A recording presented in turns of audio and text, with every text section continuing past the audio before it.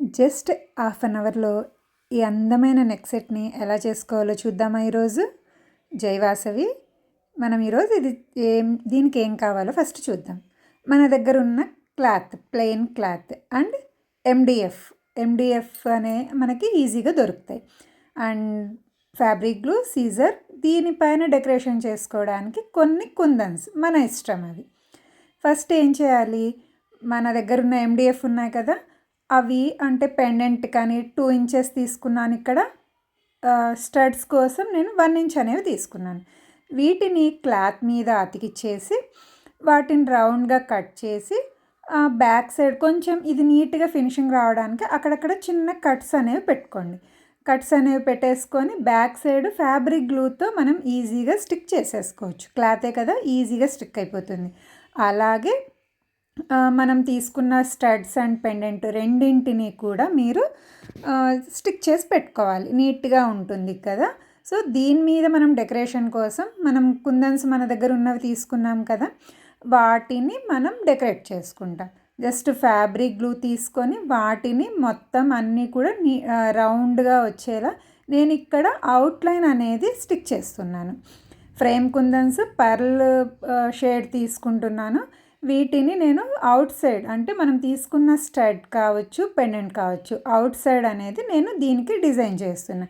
ఇది మన ఇష్టం అండి, మనం ఎలా కావాలంటే అలా డిజైన్ చేసుకోవచ్చు. కలర్స్ ఇవి చాలా దొరుకుతాయి మనకి మార్కెట్లో.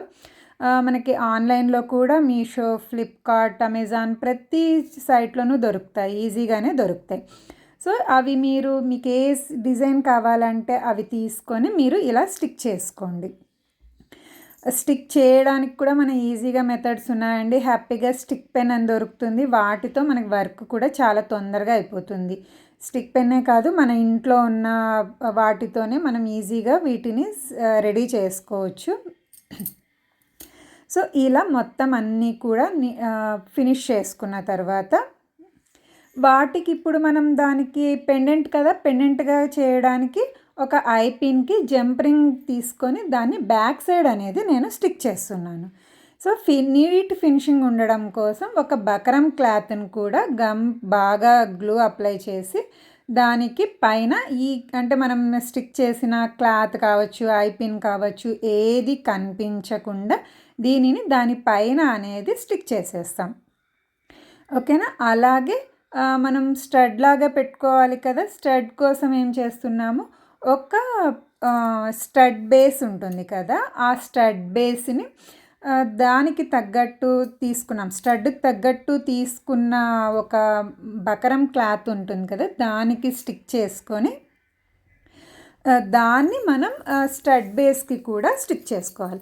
ఇది నీట్గా ఉండాలండి. నీట్గా స్టిక్ చేసుకోవడం వల్ల ఏంటంటే మనకి ఆ కటింగ్స్ కావచ్చు, లేకపోతే ఐపిన్స్ ఏవైనా కావచ్చు, అవి నీట్గా ఉంటుంది, మనకి సేఫ్టీగా కూడా ఉంటాయి, అంటే పడిపోకుండా అలా. సో స్టడ్ బేస్ అనేది కూడా ఇప్పుడు చేసేసుకుంటాం. స్టడ్ బేస్ని మనం బకరం అతికించుంటాం కదా, అది లోపలి వైపు వచ్చేలా వస్తుందన్నమాట. అంటే బేస్ అనేది లోపలికి వెళ్ళిపోతుంది, మనకి ఓన్లీ చిన్న రాడ్ లాగా ఉంటుంది కదా, అది మాత్రమే మనకు బయటకు ఉంటుంది. దీనివల్ల ఏంటంటే మనకి సేఫ్టీ అనేది ఉంటుంది, అంటే ఊడిపోకుండా జాగ్రత్తగా ఉంటుందన్నమాట. సో అందుకని మనం హ్యాండ్మేడ్ కదా, కొంచెం జాగ్రత్తగా చేసుకున్నామంటే చాలా బాగుంటాయండి. ఈవెన్ మనం ఇవి ఫంక్షన్స్లో ఎక్కడ ఎలా వాడుకున్నా కూడా చాలా బాగుంటాయి. హ్యాండ్మేడ్కి చాలా విలువ ఉందండి. సో మనం ఇవి తయారు చేసుకుంటున్నాం కదా, సో చాలా హ్యాపీగా కూడా అనిపిస్తుంది. ఒక హాఫ్ అన్ అవర్ మీరు టైం స్పెండ్ చేశారంటే మన దగ్గర ఒక సెట్ అనేది రెడీ అయిపోతుంది. ఇవి కాటన్ శారీస్, కాటన్ డ్రెస్సెస్కి మాత్రం చాలా బాగుంటాయండి. ట్రై చేయండి మీరు కూడా. అండ్ తర్వాత దీనికి ఇంకా నెక్ సెట్కి మనము జంపరింగ్ పెట్టుకున్నాం కదా, దాని దగ్గర మన దగ్గర ఉన్న థ్రెడ్ ఉంటుంది కదా, రెడీమేడ్ థ్రెడ్.